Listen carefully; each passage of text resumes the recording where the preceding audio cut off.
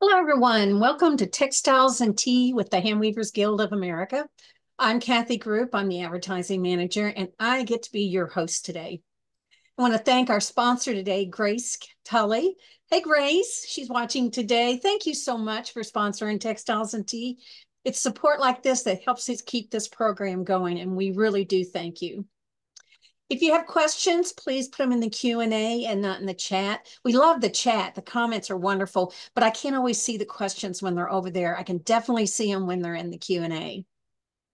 We are so excited to have Meg Stump today. Margaret Stump is a weaver, and she's been doing pin looms for over 40 years. And actually, she said it may even be longer than that, but we'll go with 40. She's the author of 3 books, Pin Loom Weaving to Go, and Adorable Beast, 30 pin loom woven animals, and 4 playscapes. She's also a contributor to several weaving and fiber craft magazines, including Handwoven and Easy Weaving with Little Looms. She's in a current total a number of 39 projects and articles to her name. While Margaret has explored many styles of weaving, she's always returned to pin looms. She says she finds that their size and ease make them optimal for building blocks for her creative efforts. And I think you'll see that today in the program. She does some incredible stuff with little tiny looms. So we're excited to have Margaret Stump here today. Hey, Meg, how are you? Hello, I'm pleased to be here. Thank you so Great. much for having me. This is so lovely. Oh, good. We're excited to see your work. So let's get started with the first question. What is your favorite tea? While I drink green tea on a regular basis, my go-to beverage is definitely coffee that I have to have a lot of throughout the day. So, Well, after we listen to you listen to you a while today and see all the things you do, we'll understand you got a lot of caffeine because you do a lot of stuff. So how did you get started in fiber? um, it's been in my life a long time. I have kind of mentioned that the little looms that I'm now really most enamored with and use most all the time came from when I was a very little kid, and they were pretty popular at that time. My mother had a set. I learned to use them and made some very primitive clothing for dolls. The looms, of course, went to the attic.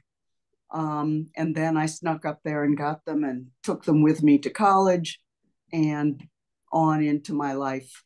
I probably used them on a primitive basis for a while, and then much later started making things that I was willing to share and tell others about. Hey, for some reason your camera's bouncing. Do you know what that's from? It may be that I will need to keep my elbows off the table because I think the table may just be Okay. wobbly enough. Okay. And I appreciate that. It's good to Sorry. know. Sorry to No, it's interrupt not a you, but problem. No, that's all right. At one earlier point, just before I came on, the iPad simply dropped off of its easel. So if oh, you no. lose me for a minute, I will pick the iPad up and put it back where it belongs. Well, That's the miracle of modern technology. it may be that kind of day because it's storming here. So we'll see. I may just disappear too. There we go. Here we go. Mm-hmm. So, a couple of questions. One, I want you to talk a little bit more about getting the looms out of the attic and taking them to college. Had you been using them, or what possessed you like, oh, I'm going off to college, I want a loom?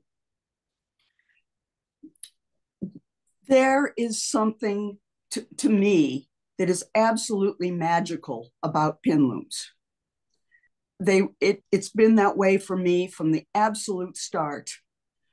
And the magic to me is that you have this tiny little grid, and I actually brought a couple with me just to, so if someone didn't know what a pin loom was, it's literally a little frame that has pins all the way around. You're winding yarn on, any old yarn, Mm-hmm. or ribbon, or just other things. You're weaving through, and it magically turns into a piece of whole cloth. It's not a big piece of cloth, but it's a piece of whole cloth that has a finished selvage all the way around. And you can take it off and set it aside, which I did for a long time. Um, as I may mention with some of these other items, much of the impetus for figuring out how to make things was that I had all these squares. And it was like, what do I do with these squares? I must do something with them. But if you like weaving and you don't have much patience, pin looms offer an extraordinary level of instant gratification. And I admit that that may have been a lot of what drew me to them and caused me to take that loom off to college with me. I think that's wonderful that you did that. Oh, great. Well, when you talk about how small they are, and this next question kind of goes along with that because anyway, we'll look at this and you'll see what I'm babbling about. This piece is a representation of the Crescent City Creamery in Tucumcari, New Mexico. I love saying that name, Tucumcari, New Mexico. So what was the attraction for these historical architecture as a theme to do weaving? It's twofold. One is I really like old buildings, but probably more importantly in this case was, again, I was creating fabric in 4-inch squares and 2-inch squares, and therefore representing a building that is kind of square makes good sense. I was simply looking for things that I could best represent. And as I've gone along, I'm kind of glad this is a rather blurry picture because my seams have gotten a lot better and I've done a lot of things a lot better. But on the other hand, you get a nice raw feeling from this. And in many ways, creating something in woven squares does give it its own character. So yes, Crescent Creamery probably isn't there anymore because when I was there 40 years ago, as you see, it was for sale or lease, and I don't think they were having a lot of luck finding anyone to move in. But well, this next one is a Victorian house, and first we're going to look at this beautiful image of the actual piece, and this kind of goes back to what you were saying about the small squares. It lends itself to architecture, right? And this next picture is the drawing that you did ahead of it, so you knew where to put what. So can you walk us through how you do this? How do you design it? How you do the drawing? As you may notice, it's done on graph paper, and this was done long before I had a computer or anything to work with. And more than anything else, I really wanted to capture a sense of the lights and the darks, the different planes of the building. In fact, if you saw a picture of the original house, the wing that seems to be over to the right was really the back of the house. So I kind of unfolded it in order to make it a little more two-dimensional. But this was really my first attempt. And again, it really spoke to me that the squares themselves, by weaving up the fiber in the right colors and the right shapes, it created something rather lovely, better than I'd expected, truly. I've always been very proud of that piece. Yes. There you go. Let's look at this again. So that the part off to the right, past the chimney, is that what you kind of brought around to the front? Right, exactly. Okay. Exactly, yes. Well, I love it that you mentioned the light and the dark because it's so true. It is a lot of lights and darks. And it really gives you the depth on a very flat surface, doesn't it? Yeah, yes. And it promotes a rather primitive look. And indeed, most of the work I've done expresses that primitive look. which is my own personal taste. And I guess I want to kind of suggest, in terms of my books and other patterns, that pin looms really can meet anybody's taste. Mm-hmm. You need to change the colors, perhaps, and perhaps a topic, but it does not have to be a primitive look for another. Now, are some of these squares somewhat like a tapestry? It's not like each square is a color, right? Do you understand what I'm asking? No. Okay. So I'm looking at them in like on the far left of the roof. That's not just one square with one color. You've got it angled so that it's got the angle of the roof, right? In that one square, right? Right. And basically all these squares are either 4x4 or 2x2, and they've been on the roof line. They've simply been folded. I never cut squares. I'm going to manipulate them to produce what I want, but they're not cut. And in fact, they are just whatever color they've been woven. If you look toward the right side again, you'll notice that there are some that are actually striped. And the striping, of course, is just woven into them. So you can create all sorts of different color combinations just by weaving in a variety of colors, etc.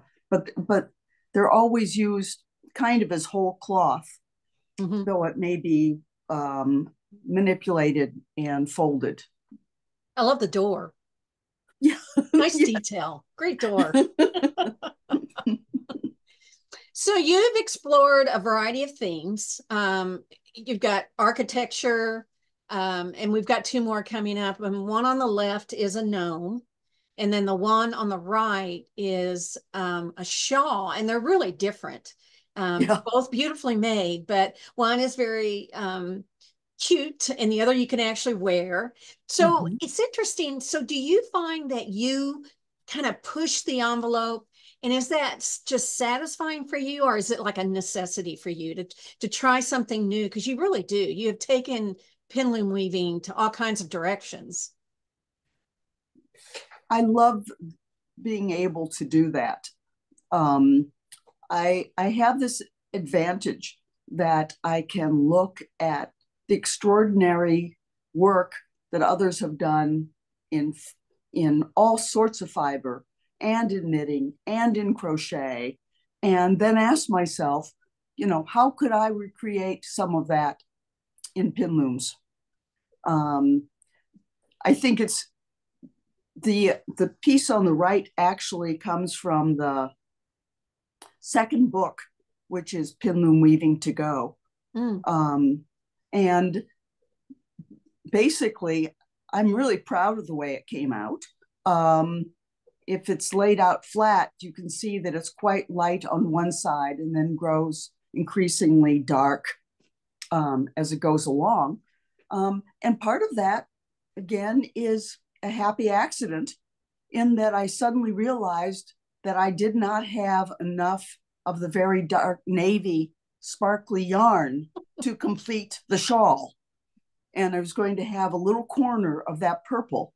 And yet it made it far better. You won't tell anybody. We're going to just say it was a design, just a design. It's also, yes, exactly. The gnome, it's been so much fun. It works so well in pin looms. And that came about because I was at the Oregon Flock and Fiber Fair, and I usually have a booth out there every year. And someone came up and said, I'd like to be able to make a gnome. And I said, gee, that's a neat idea.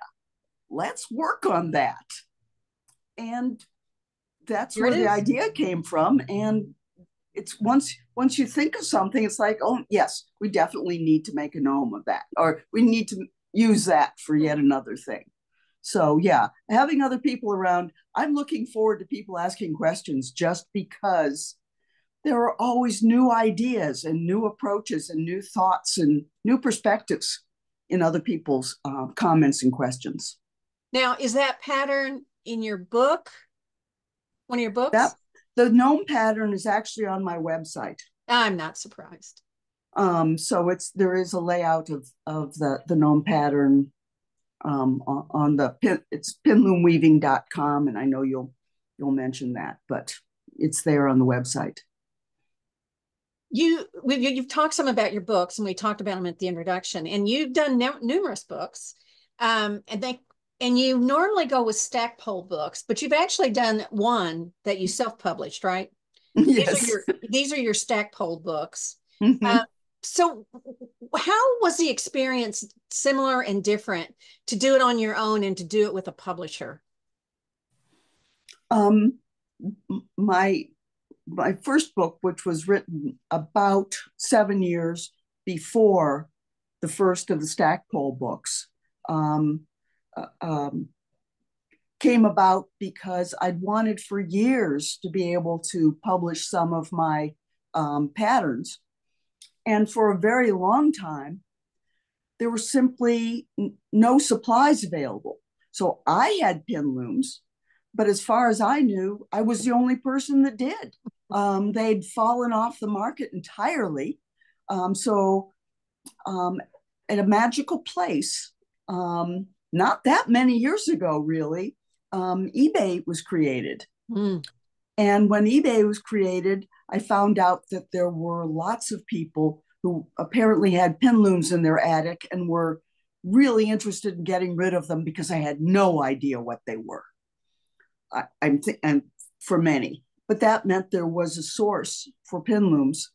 So at that point, I self-published a book called Weavies One, which had a number of the patterns I was working on, several blankets and things. And it was out on the market for a number of years. I had a number of people who purchased it. It was just lovely.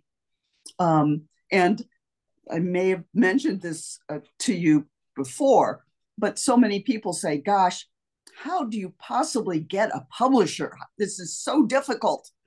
And my experience was a little different because I got an email one time from someone who said, I work with a publishing house and we're considering doing a book on small looms. Could I get a copy of your book, as a possibility for publication? And I said to myself, oh gosh, people will say anything to get a free book. So I sent her one and she asked me to turn in a proposal. And that was my first publisher, editor, Deb Smith at Stackpole. So I had a publisher come to me, and I would certainly gladly publish another book. At this point, most of my work is going into patterns for magazines, but having the books out there is just really lovely, and I'm really grateful for that opportunity. It's been fun.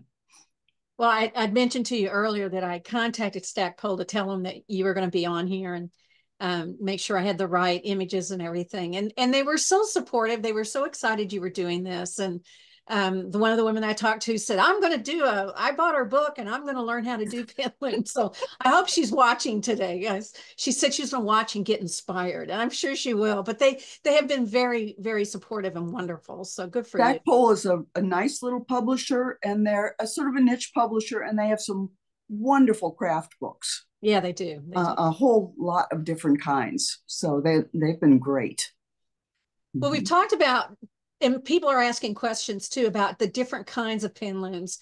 So there's so many out there now. Patterns on how to make one and all these different kinds, and you can purchase.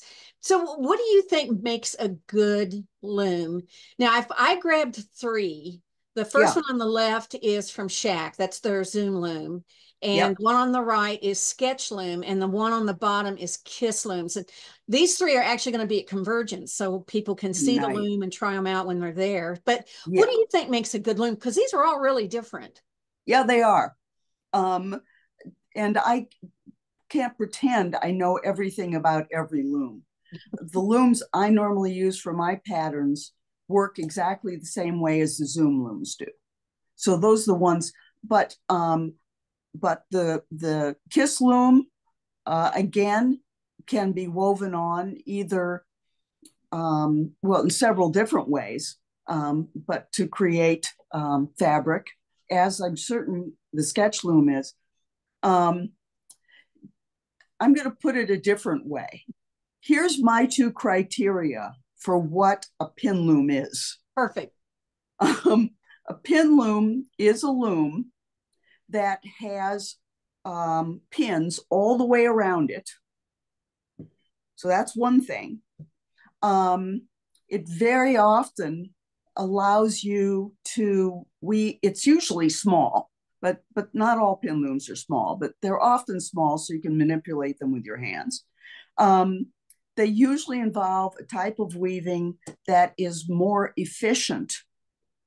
In other words, more of the yarn is already on the loom so that you can more efficiently and quickly weave on it. And the other big criteria besides pins all the way around is that when you remove the fabric from the loom, it has a selvage all the way around it. Mm. So that you're looking at something that has almost no setup time, no real waste. It weaves up significantly quicker per square inch than other looms. However, on the other side is that rather than getting yards of fabric, you're getting a piece of fabric that may be 4 inches by 8 inches or 4 inches by 4 inches. So you're working with smaller pieces of yarn, of material. So it's kind of a, there's some really positive aspects to them, certainly for myself. Mm-hmm. One of the things that come up often is these looms, or at least the earlier approaches to them, have been around since the 30s. And there are old books of patterns from the 30s and 40s and 50s of things that were made at that time. And very often they were using them to make women's dresses or coats or outfits. Wow. And the problem is, of course, that you're still using a 4-inch piece of fabric and putting them together and trying to make it look seamless. My feeling is that if you're going to weave on a pin loom, you shouldn't spend a lot of time trying to hide the seams. If you really want seamless fabric, use a bigger loom. That's what they're for, you know. Weave yards and yards if you wish. So my preference is use those lovely, exquisite, finished pieces of material to put together into something that perhaps is more quilt-like or produces something like a gnome. But well, that scarf or shawl, the shawl that we showed earlier, it's like you celebrated the seams there. They were part of the design. So that I think is a lot of times a wise idea. Yeah. That rather use it for what's good. I'm looking in this pattern, and if you'll notice, this, I'm really proud of this for two reasons. Well, again, it's made entirely of pin looms. There are many different, you notice there's some different shapes and sizes there, so that it's quite possible to weave larger shapes or rectangles. The other thing is that particular bag appeared in the spring edition of Easy Weaving with Little Looms on the cover. And there were a number of days in which I was tempted to carry the magazine around with me with the bag over my shoulder to make certain everyone knew that hadn't happened before. So yeah, it seems rational. Why not? Sure. Why not? Toot your own horn. You go. Yeah. So So go go ahead. ahead. Oh, just finishing out that idea that really enjoying pin looms for the things they're really good at, including making these exquisite little pieces of material that can be put together. Um, I prefer rather than trying to pretend that I'm going to make yardage. So. Well, who was your inspiration as you've progressed, from a beginner to the world expert now? Who's inspired you? um, I think I've been inspired by art because, but I've actually don't have any formal education. I envy the people who've been through school and getting masters in art. My education was in history and psychology, but so I was pretty much, in a weird kind of way, pin looms for me has been an example of being of outsider fiber work. Um, um, well, we talk about. I don't want to suggest that I'm doing outsider art because there are too many people who do two insanely exquisite pieces of work. I don't want to count myself among them, but I've basically been learning and doing this pretty much on my own, um, kind of working it out as I went along, Mm-hmm. and deciding in many ways what I didn't like. For example, the original pattern books, I think, did a very poor job of teaching people how to join the squares. And so I've, as far as I'm concerned, kind of established a number of joins. Again, I'm not the person who made them up. People have been crocheting long before I came on the scene, but adapting them so that I was satisfied with the joins, for example. So a lot of it's been just me kind of sitting at home talking to myself and making things up. I like that. Yeah, Um, a lot of, I try to not do it out loud, as to not frighten people. But well, you mentioned earlier because I asked you if the gnome was either in a book or on your website, and I figured you'd probably say website because your website and your blog are a wealth of knowledge, both of them. And you share your information and you actually promote other fiber artists. And you could easily just make that about you and figure out how to monetize it and promote you and your work, but you don't. Why is that? I mean, I'm glad you do, but why is that?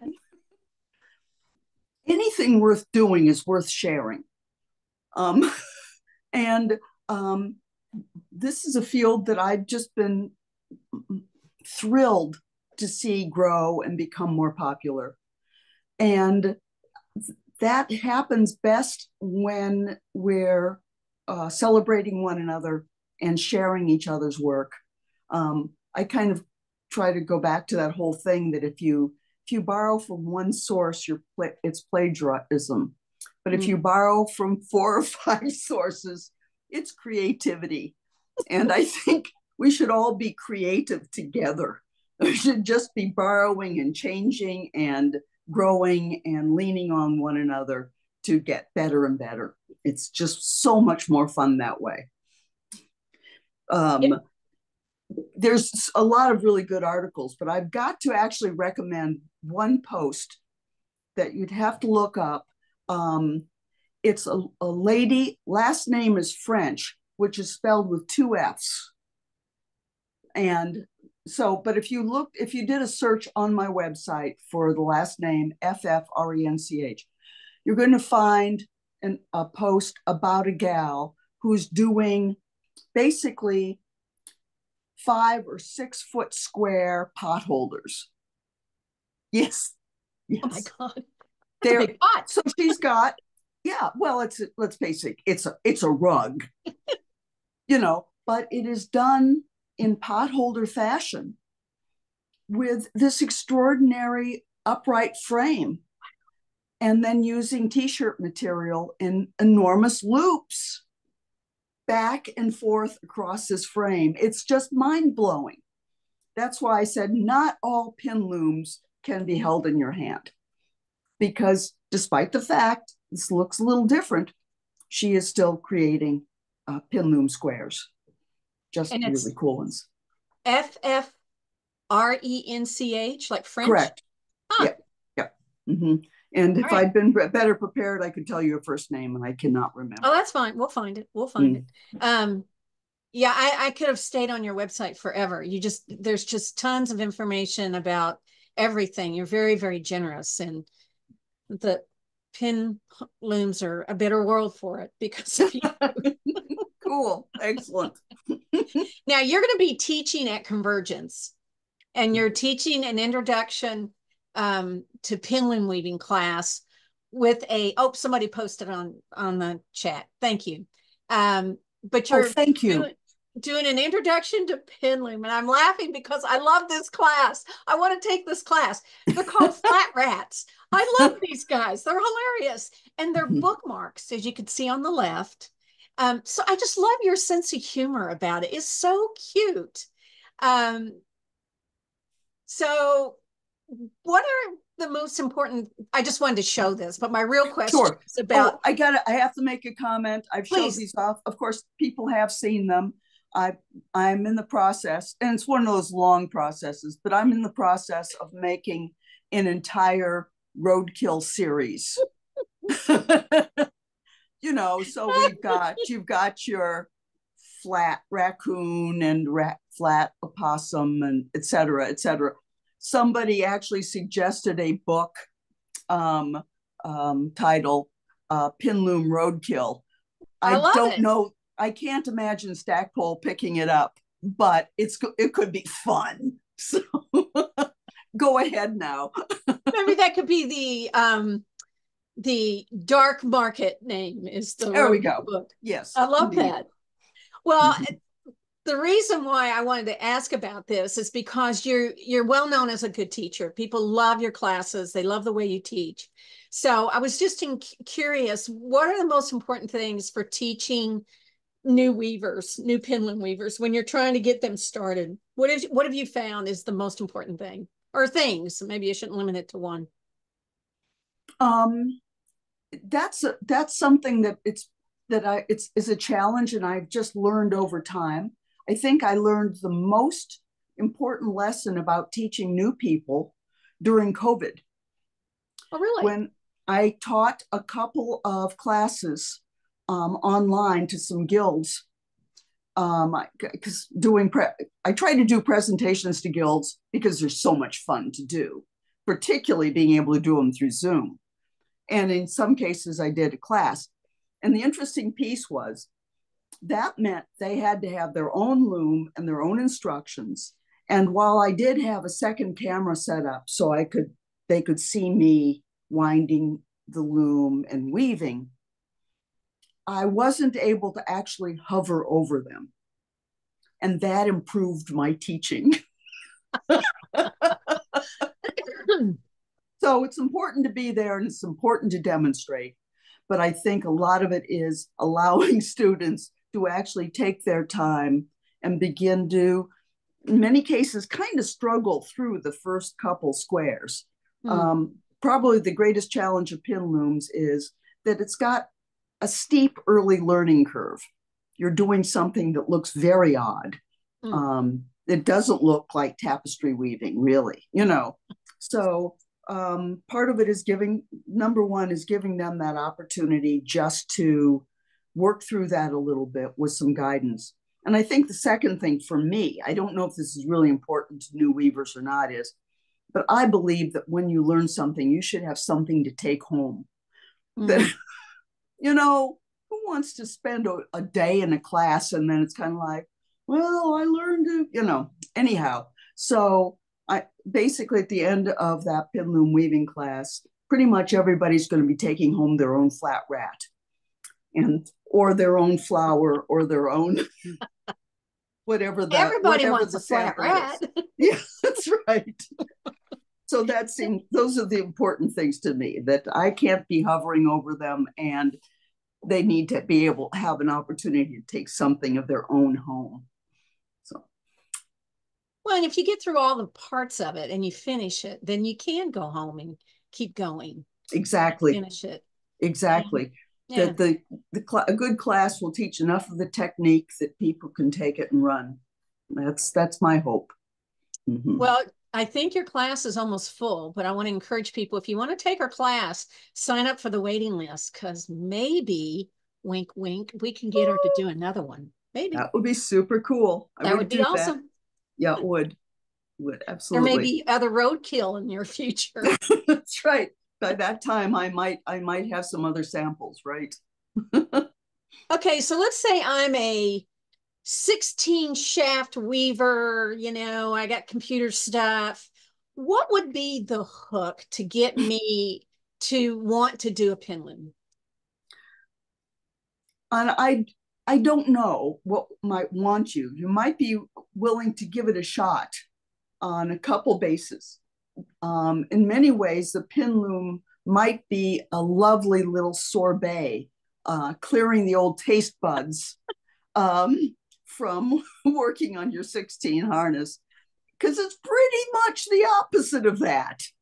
Um, the other reason is it really is weaving, and it's really weaving that, okay, I carry my loom in this plastic sandwich box.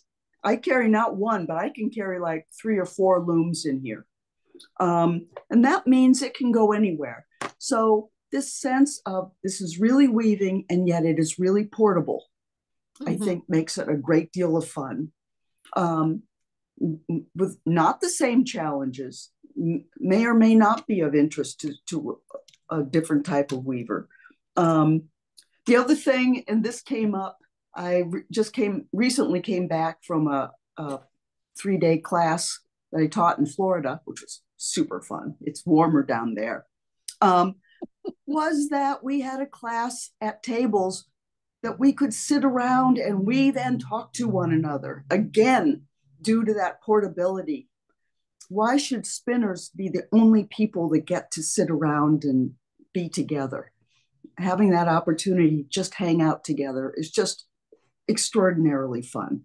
So the third thing I've heard from people is that sense of, I've loved weaving all my life, but I have to downsize, or I need to move away, or my back is hurting, or just things like that.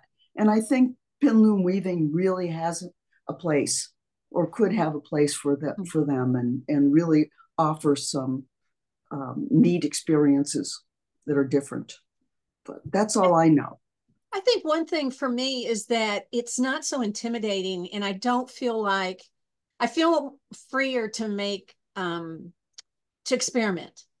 Because if I don't like it, I can just take it out. Oh, I can even start over. And I don't, Exactly. you Yes. know, Yeah. Yeah. There's really a tiny little investment, yeah. so you can try it. I had another person point this out. She said, pin looms are like Legos.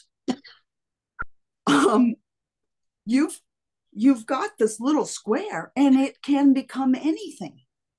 So the very fact that they're very small means you can build anything out of them. And you Yeah. can step on them and it won't hurt. I I have They're boys. too precious. They're too precious for that. I Right. recommend Tupperware for your looms. Keep I them love that. safe. That is a great idea, sandwich box. I'm going to keep that in Mm-hmm. mind. Mm-hmm. All right, busy, busy woman. What's next for you besides Convergence this summer? Okay. Well, I appreciated knowing about this question ahead of time, because it's been interesting to think about. It suddenly dawned on me I had 2 ideas. One is, well, I love what I'm doing, but I'd like to extend it. I'd like to start integrating some of this pin loom weaving, perhaps with other materials as well. I think that'd be fun, pin looms and denim and leather and good stuff like that. And the other thing, and this is my secret dream, so don't tell anybody. Okay, we won't. Just you and But me here. You and me. I want to be the Johnny Appleseed of pin looms.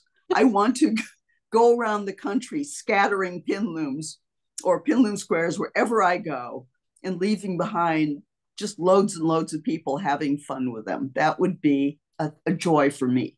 Well, dear heart, I think you're doing that already. You're I'm well on your it. way for that one. I'm working at it.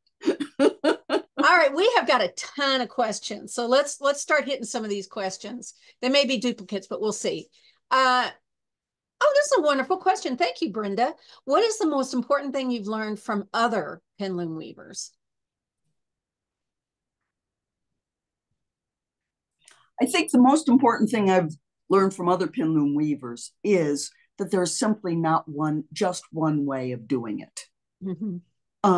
Because I had vintage weave it looms, my predominant approach to the weaving is to use the ones like the Zoom looms that are set up with groups of 3. Mm.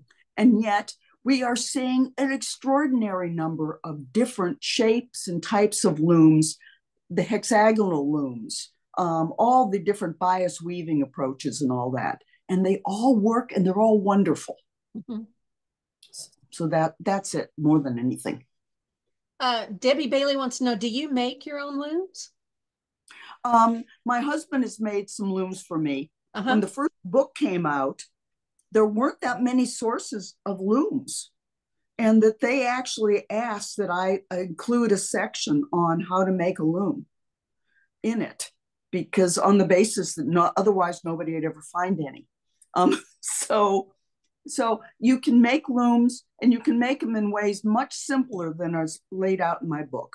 You could take any of those templates, use some wire brads into any kind of old frame, and you've got a loom, and it's a decent loom. On the other hand, there's a lot of it's like I don't spend a lot of time spinning because there's loads of people making good yarn out there for me. Similarly, I don't spend a lot of time making looms because there are just a load of people that are making wonderful looms out there, and they all work very well. So, well, Magdalena was asking that question if you ever thought about starting your own line of looms, but so it sounds like that's not a top priority right now. I like the patterns. I like the projects. That's my area. Mm-hmm. Mary Robinson, will you be teaching in the Seattle area in the future?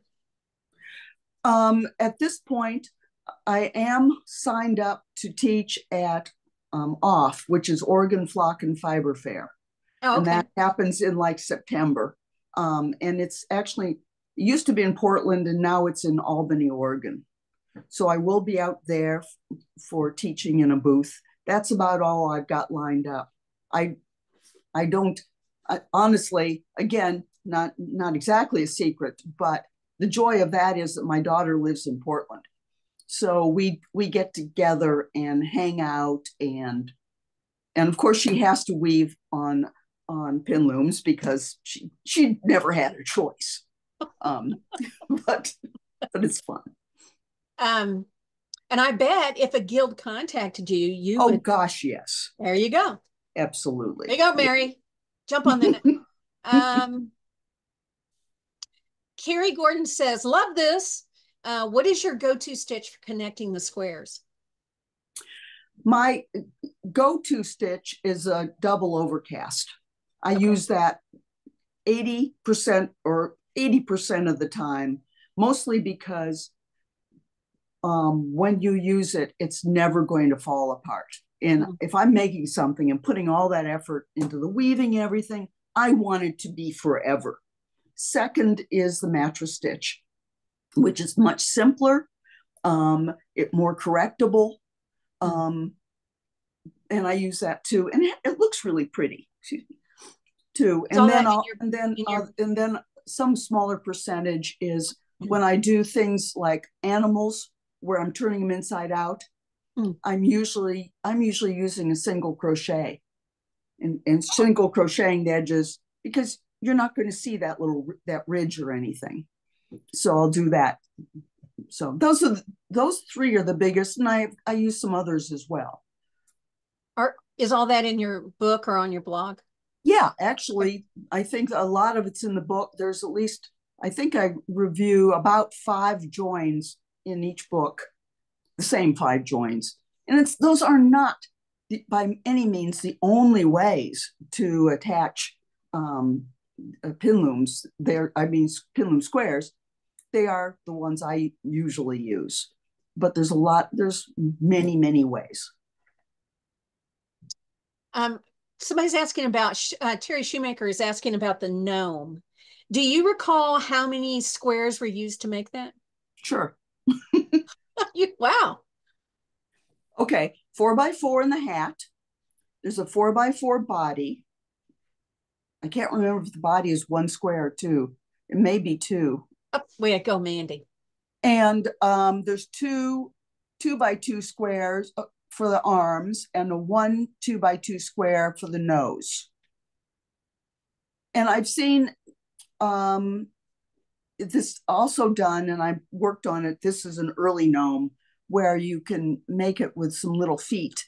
And if you use feet, usually those are going to be pipe cleaner / chenille stick with some of the nose colored yarn wound around it for fun feet. Ah, okay. Mm-hmm. Well, somebody was asking about the scarf in this image, so I'm going to go to that question. Are those triangles or are they diagonal woven lines? They're not triangles, are they? No. No, I think so. That is diagonal. It's actually sort of an X pattern, okay. Overshot pattern in each of the squares. So they're normal square, and that pattern does appear in the book Pin Loom Weaving to Go, and the overshot pattern that you use is included there. Mm-hmm.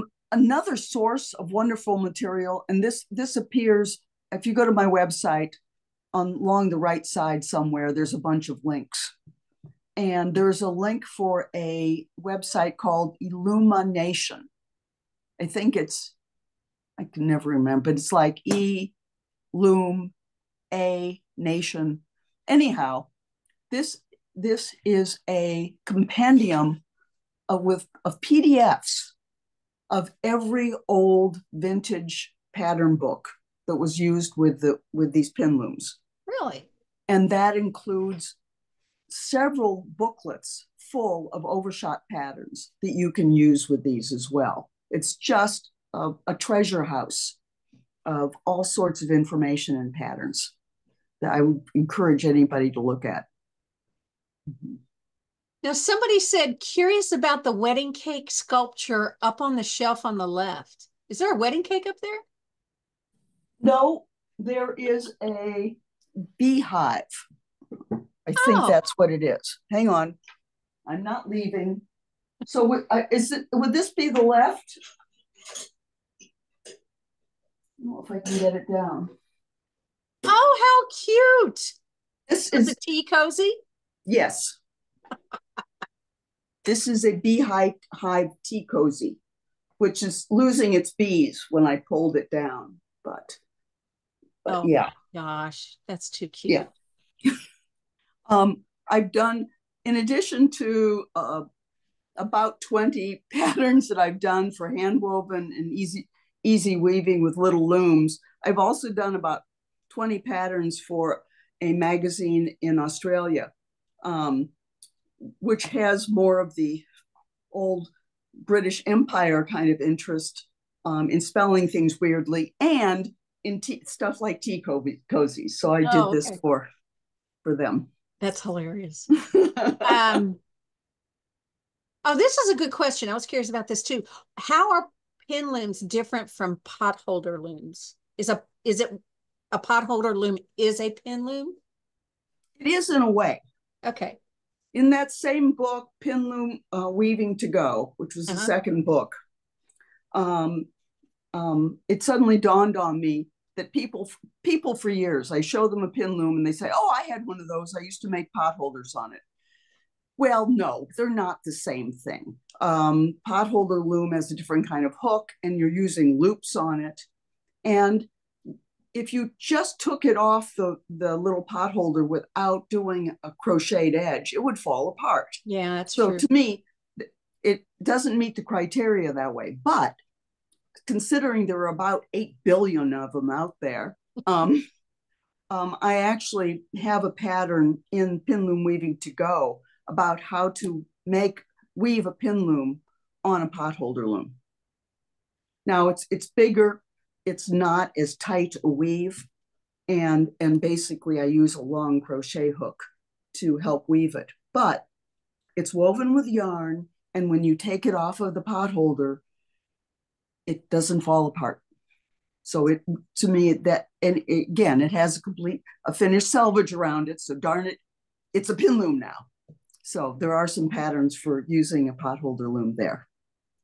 So similarly, I have patterns for. Have you seen these cool little sock looms that are adjustable sock looms? Oh, okay. Well, it's basically a knitting loom that you can do. Well, anyhow, you can use them as a pin loom and make strips of fabric on them. So that, for example,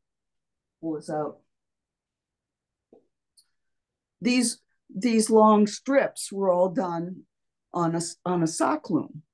Wow. And the nice thing about it is, if it's an adjustable sock loom, you don't have to make the 6 or 7 inch strip. You can do it 3 inches and so forth. So in that book also, there's like patterns for a log cabin pattern where you have pieces of fabric of different lengths fitted together. So. Well, while you're reaching back behind you, Ellen Turner, hi Ellen, said, would you please show us your flying pig? I love flying pigs. Okay. I collect flying pigs. I want to see this. Oh my gosh. He's got eyes, you know. And that's pin loom? Yes. This is wow. This is made with a velveteen. Yeah. Which I didn't think I could weave on a pin loom, and you can with some ease. It's got wings. This is on the web. This appeared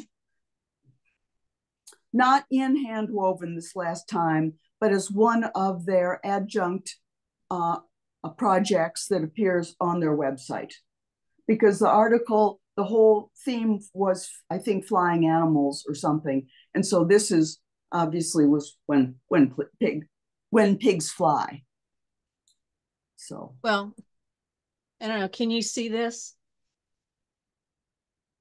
It's my flying pig glass. I can't see you. All I can see is me right now. All right. Anyway, it's my flying pig glass. Oh, here we go. See. Oh, nice. Yeah, that's right. Thanks, Ellen. I didn't know that was a flying pig back there. Thank you, Ellen. Do you do different kinds of weaves, or is it just plain weave? I use a lot of plain weave because I like stuffing stuff, but I also do a lot of the overshot pattern. So, for example, really overshot? Well, it's really? It's overshot within the sense of how that works on a pin loom, which is that if you're weaving on a pin loom and you skip stitches, you've made a pattern. And if you skip them the same way in every few lines, you've got a pattern. Otherwise, you've just got sort of a weird mistake. Oh, how fun. But there are a number of patterns you can do, and that blue shawl is an example, basically, of patterned weaving on a pin loom.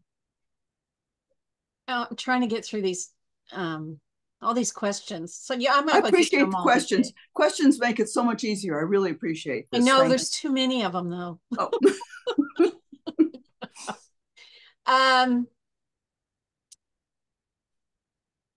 Oh. Karen LeBlanc wants to know, have you ever done more tapestry like on your pin loom? I haven't much, but it's a great idea. Oh yeah. And in fact, I'm thinking about, I think how cool it would be to use either the 4x4, maybe even the 4x6, and do some tapestry and do it like for insets in other pieces of of stuff. I just think that would look so nice to have kind of a tapestry inset in like a bag or something, or on a shirt, or something else that was woven in a more regular tabby weave. Mm-hmm. Anyhow. We've got somebody from England. This is Pam Southernwood. I'm going to be in the US in April. Welcome. She wants to know if you sell pin looms. You already said that you don't.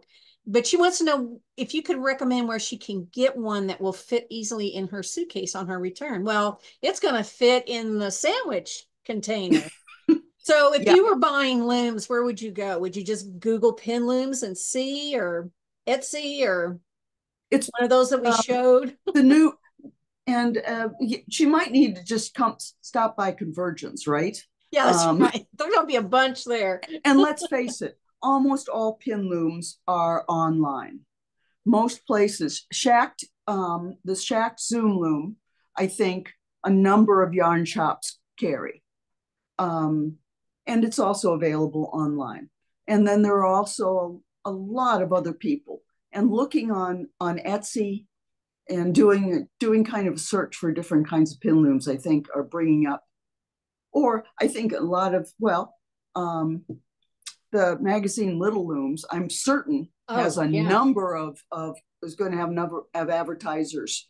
And as you said, you have that Kiss loom, the Shacked Zoom loom. There's loads of good ones. Well, there's tons of questions. We can't answer anymore. We need to stop for today. This has been fun. Thank you. I've learned so much about pin looms. I want to thank you so much for being on here today. And y'all go to her website. Every question on there, I bet she's answered it somewhere on our website, or you can contact her, and I'm sure Meg would be more than happy to answer your questions. So thank you so much for being on here today. Her website is pinloomweaving.com. It is a wealth of knowledge. Check it out. We want to thank our sponsor today. I hope you're happy with your sponsorship.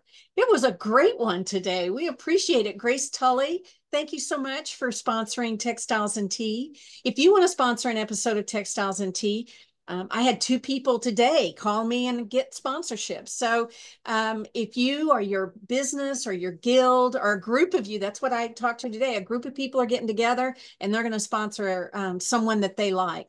So give us a call, go online, and we would love to have you as a sponsor for Textiles and Tea. We've got Convergence and Small Expressions coming. It's going to be this summer. I cannot believe how fast it's coming. Small Expressions, if you're not familiar with it, it can exceed 15 inches on any side. And the exhibit will be at Convergence. It's going to be one of the many exhibits that we will have at Convergence. And then it will travel. It's wonderful that your piece will be going throughout the United States, and so many people will get to see it and see your wonderful work. So the deadline's coming up. The deadline is the 31st of March. So we need you to get that in there. Or is it, or it's Sunday. It's Sunday. The 31st of March. So get your entry in. And don't wait till Sunday, because if you have any issues with it, we won't be there to answer your questions. So try to get your entry in Friday. But we'd love for you to enter Small Expressions. If you need more information, it is online. The students get to enter free. Somebody just put that on there.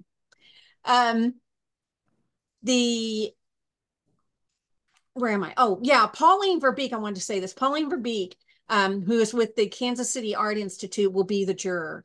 So we're very excited to have a fiber person be a juror for Small Expressions. And it's going to be at the Wichita Sedgwick County Historical Museum, which I believe is not far from the convention center. So you can walk over there and see it if you want.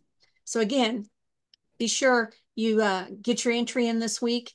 We're also looking for places for it to travel next year. If you have a conference coming up, I know a lot of regionals are coming up next year, and you would like to have it part of your event, give us a call. We'll see if we can work you in. It'd be wonderful to have it there. The next exhibits that we're going to have are the exhibits at Convergence for basketry, mixed media, wearable art, and yardage. incredible exhibits, and there is nothing more exciting than to have your piece at Convergence. You know, thousands of people are going to see it. It's wonderful. So get in there and get your entry in. It's $18 if you're an HGA member. It's only $25 if you're a non-member. The deadline's this week. You just need to go ahead and enter. You got to put in an image. If you still got to do a little bit of fringe, you can still do that. You've got time. There's a $500 award for first place winners. And they will be seen at Convergence. All these exhibits, these 5 exhibits will be at the convention center. So everybody will have the opportunity to walk around and see it. So get in there, get that entry in this week. You'll be so glad you did. It's July the 11th through the 14th in Wichita. We want to thank everybody for their support for these programs like Textiles and Tea or Careers in Textiles, Spinning and Weaving Week. All of those happen through the generous donations with folks. That's what helps us put these new programs out, and we're always thinking about what we're going to do next. So thank you for your support and your membership. If you would like to join or give a donation, you can do so online at weavespindye.org. If you've missed any episodes, you can watch them again. You can watch them on the HGA Facebook page, or you can watch them on YouTube. Whew, lost it there. And I would encourage you, if you want to watch them on YouTube, to subscribe, because when you do, you'll get a notice saying a new one has been uploaded. So be sure you do that. We are excited. Next week, we've got Christine Miller. If you're not familiar with her, she does incredible stuff weaving with metals. Beautiful, beautiful work. Check it out. Hope you'll join us next week. Hope you have a great week. And don't forget, happy tea. Thank you.